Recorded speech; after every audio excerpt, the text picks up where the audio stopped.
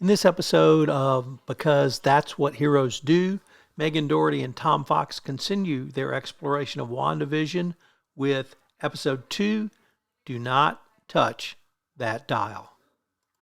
We move really from the 50s to the 60s, and I know I referenced the Dick Van Dyke Show in episode 1, but clearly this to me was closer to Bewitched or some other. I Dream of Jeannie too, right? Yes, I Dream of Jeannie I thought was incredibly silly. And for about the first 10 minutes of this episode, I thought we were moving towards silliness, even more than we saw in episode 1. But we started episode 2 with an incredibly important detail and item, which was a toy helicopter. And in vivid color. And on the one hand, I thought, this is cute. On the other hand, I found it incredibly creepy. And I knew something was going on. Turns out the helicopter was there for surveillance, but I thought it was because of the color. Actually, it was in color, and it seemed to just scream out, all is not as it appears. All is not well. And it's that red, too, that blood red, which is echoed later when she's chatting with hilarious, domineering housewife Dottie and cuts her hand. And that blood is bright red as well. So, yeah, it's a little dire color-wise, and created by Sword, which we know exists in the Marvel Cinematic Universe, and I think you jotted it down here, the Sentient Weapons Observance and Response Division, so the alien division of the government. Interesting that they'd be sending in toy helicopters. Quite understandable that they'd be sending in high-tech powered drones, which we will learn later. Spoilers. So let's talk about the 3 other women that came into the scene here. You mentioned Dottie, who is, quote, the queen of the cul-de-sac, end quote. Of course, we have Agnes, who shows up to save the day in her own comedic way. But we also had another woman, Geraldine. And she is an African-American character. And I thought that was a brilliant casting and or screenwriting idea, because at that point in time, that would be a very unusual character in an American sitcom. It would be very unusual, not unusual to have African Americans in shows, but unusual to have interaction between blacks and whites in suburbia at that point in time. And this character, in many ways, had more wisdom than the other women. And so I was wondering if you had any thoughts one way or the other on having an African American play that role. I didn't really clock it from that perspective. I'm glad you mentioned it, because I hadn't really thought about what, in the time appropriate context, how strange that would be. But I thought about it more as who the character was, Rambeau, the daughter of Maria Rambeau, Captain Marvel's best friend. I think we know that at this point, if only from casting. But she was an interesting character, and I guess there was a sense of her not really belonging, of almost being on a level with Wanda in terms of awareness about the situation and possible oddities within it. So then we move to the comedic element of this episode, which was the charity show and their specific act, which is the magic act. I have to say, when they introduced the magic act in the form of them practicing it for the local charity show, quote, for the children, end quote. For the children. For the children. It was clear to me this was going to be a disaster. And this was almost straight out of I Love Lucy kind of disaster, but with a lot of physical comedy. And it turns out we got that. But the other thing I appreciated was that the disaster led Vision to actually use his powers to create the facade of magic. And Wanda have to do the same to prevent everyone from knowing they were using their powers. And I thought that was an interesting twist in the context of this being some sort of comedic. It was really interesting. I like how they turned it on their head a little bit. So instead of using their powers to impress everyone with their amazing, legitimate magic skills, desperately trying to hide their very real magic from their friends and neighbors. Yeah, I thought it was brilliantly done. It was really hysterical. That kind of physical comedy is not so common on shows nowadays, but it was really enjoyable to watch it in the show. You mentioned the phrase for the children, and the way you said it I thought was extraordinarily appropriate, because it was incredibly creepy. And I don't know if you've ever read this short story by Shirley Jackson called The Lottery, but actually it brought up this short story, and she wrote this short story in the late 40s, and it's about a small town that has an annual lottery, and the winner of the lottery is stoned to death by the rest of the town residents.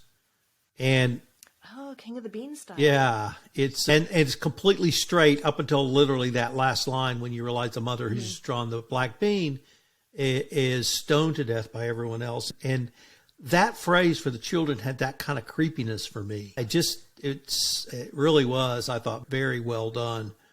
So they win an award for not the best magic show at the event, but for the best comedy act at the event. But that leads to them coming home and something that had started in episode 1, which is, I don't know if you've ever faced this pressure or not, but when are you going to have kids? When are we going to be a grandparent? When are you going to have kids? I really love a grandson. When are you going to have kids? And I used to get that a little bit, Yep. but my sense is women get that a whole lot more. And my wife is long past the age of childbearing, but when she wasn't, she would get that question all the time. When are you all going to have kids? When are you going to have kids? A nice thing about being queer married instead of straight married is that people ask a lot less. But They know you'd have to order it. yeah, and that theme, as I said, started in episode 1 and continued through a little bit. But amazingly enough, Wanda gets pregnant. And it's interesting too, is because that talent show was for the children. People kept talking about for the children, but there was not a sign of a child in Westview that we had seen yet. Which makes it, of course, even creepier. Until there's that baby bump. And so the baby bump arrives. And so even old idiot Tom knows, aha, that's a sign. And yep. Something is up here. Something up. That's not how that works. Now I'm like, I don't think she did it the old-fashioned way, unless Vision is like Data, a fully functional unit. One of my favorite lines from TNG. I am fully functional. But that ends, but we get more creepiness in terms of Sword appearing or not. Are they being watched? I think by this time we know something is up there. And it was, I thought, a great way to end this episode as a mini cliffhanger. Oh, it was, because crawling out of a drain pipe in the middle of the night is going to be creepy, but a beekeeper in full garb, even if they were playing it completely straight, that would be weird and unsettling. But that Wanda was so almost violently opposed to what was going on in her note and making it go away. And it was an interesting choice. Maybe she was really struggling to come up with an in-world explanation for an interloper like that, who wasn't as accommodating as Geraldine. That's a great point, because I thought that ending scene, literally where a beekeeper comes out of the street, out of the sewer, and walks away, was absolutely brilliant. And for me, that was one of the most brilliant scenes in the entire series, because it was so off the wall and it was so different.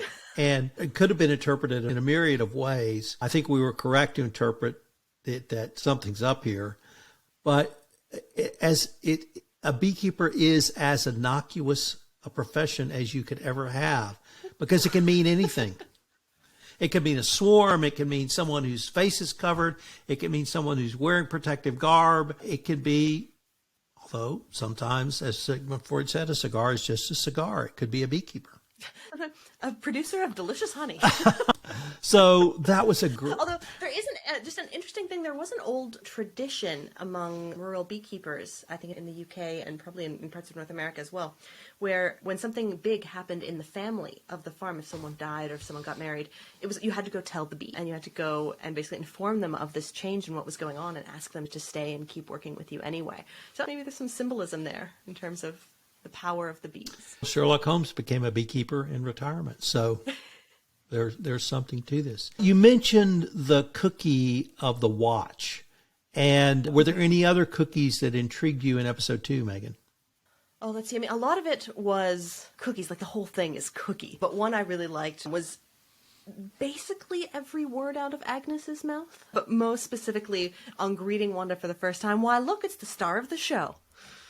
So I think that was one of my favorites. And I also really liked how Agnes very plainly knows that there's more going on here than meets the eye. She's a helpless rube like the rest of the cast in the show, with the possible exception of Geraldine. She looks concerned when Wanda starts exerting more will. She doesn't want Wanda to be herself. Like, maybe I could just be myself at this meeting. Haha, no.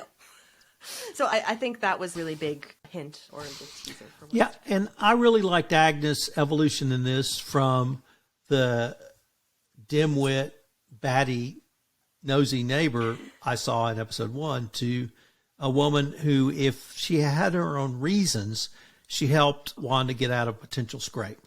And that was very much the Ethel character in I Love Lucy. But that's what this friend will do from time to time, even if she has all those other characteristics that are not as appealing. But your point is spot on. She knows a whole lot more about Wanda than perhaps Wanda knows, but certainly more than we know. And you're right. No, you will not do. So anything else you wanted to say to wrap up episodes 1 and 2, Megan? No, I think that was great. I really like this series. I like how they started it. I like how they go on. And I'm excited to talk about the episodes, which are going to be, I've got it down here, Now in Color, which is possibly my favorite one from the whole series. And then We Interrupt This Program, where much is revealed. I look forward to continuing this discussion. Until next time. I hope you'll join Megan and I for our next episode in our continued exploration of WandaVision with episode 3, Now in Color.